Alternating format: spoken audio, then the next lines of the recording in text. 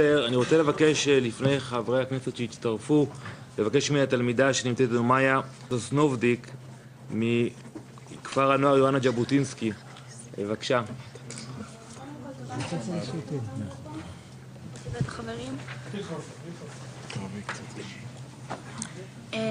אני חושבת שזה מאוד חשוב ללמוד שחמט בבית ספר.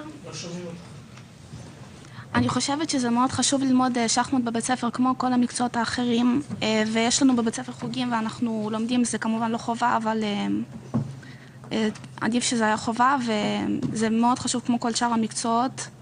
זה מפתח את החשיבה, וכמו שכולם אמרו, זה באמת, אני חושבת שזה ממש תורם. כמה שנים את לומדת שחמט?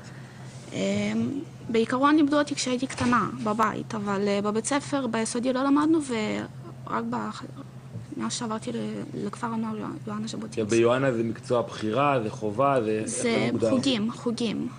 זה לא... זה אחרי הלימודים. לא, זה כאילו בשעות של החוגים. זה חוגים בשעות הלימודים.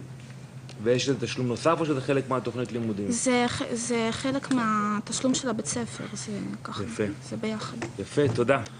אני רוצה לבקש, יש פה עוד תלמידים, אלי, שהגיעו? גם מיוהנה? אז נשמע עוד תלמיד אחד לפני שאנחנו נגיע להחלטות.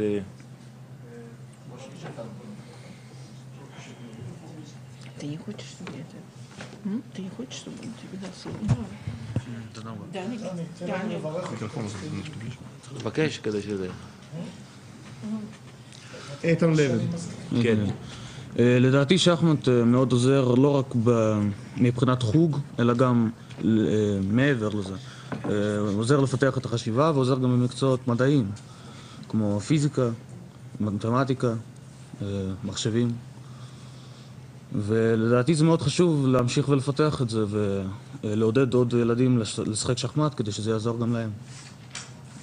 בן כמה אתה? 14 וחצי, כמעט 15. מילה קצרה, אלי זרחי, מנכ"ל האגודה הישראלית למען ילדים עולים. בוריס גלפנד היה שכן שלי במינץ. הכרתי אותו בבית של באסל. שיחקנו שחמט, ולכולם היה ברור קודם כל כבר אז שיהיה אלוף העולם, אבל כבר אז בוריס גלפנד דיבר כמה זה עוזר לו בחיים.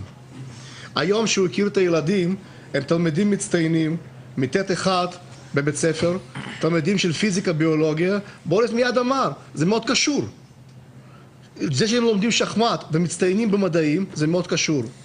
אני מאוד רוצה לפנות למשרד החינוך, שיכניס שחמט כמקצוע בחירה במקצועות ליבה, בעיקר בבתי ספר יסודיים, לא בתיכונים, שזה לא יהיו חוגים על חשבון ההורים, שזה במימון המדינה, ואני בטוח שמדינה מאוד תרוויח, כי ילדים שמשחקים שחמט, ללא ספק, יוכלו להצליח הרבה יותר טוב בלימודים.